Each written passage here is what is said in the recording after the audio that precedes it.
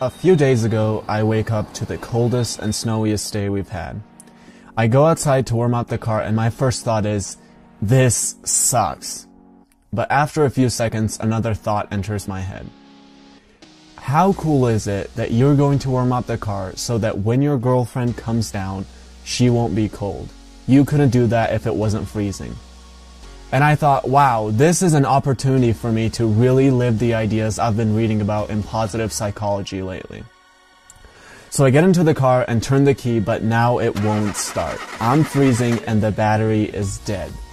And again, my instinct kicks in and I want to say, this is the worst morning I've ever had. And then another thought comes to my mind. This is awesome. It's another opportunity for you to show that you can fix any problem, especially something this small. Can you convince a stranger to help you jumpstart the car? And I thought, okay, that's kind of cool. And by that time, my girlfriend comes out, and of course I use her to convince a male stranger to help us. When he pulled up his car, he might have been slightly disappointed to see that the cute girl also had a boyfriend, but we actually got to know each other, and it turns out I have a really cool neighbor. So I hook up the cars, and in 2 seconds, I have a working car. And for some reason, when I get back in the car, I feel like the happiest man alive. That is until I start driving the Mustang and realize that I'm swerving and sliding everywhere like crazy. And at this point, I really want to be negative. But I look over at my girlfriend and surprise myself with what I say. How cool is it that I get to practice driving a Mustang in this weather? If I can drive this, I can drive anything. And she said, yeah, that's a really cool way to look at it.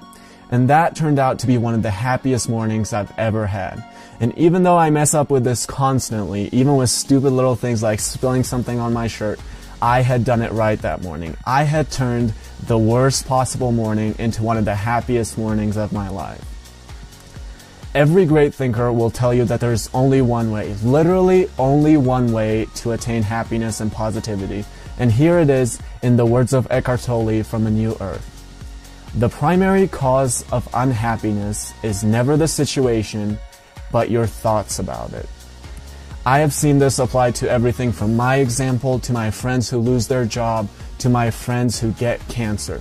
Viktor Frankl's masterpiece, Man's Search for Meaning, has similar ideas of how some people are capable of doing this even in concentration camps. It's pretty safe to assume that almost every one of us has much better circumstances than found in a concentration camp.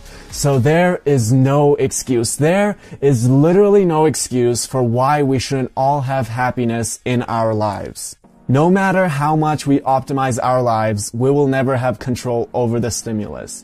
However, the one thing no one can ever take away from us is our ability to choose our response.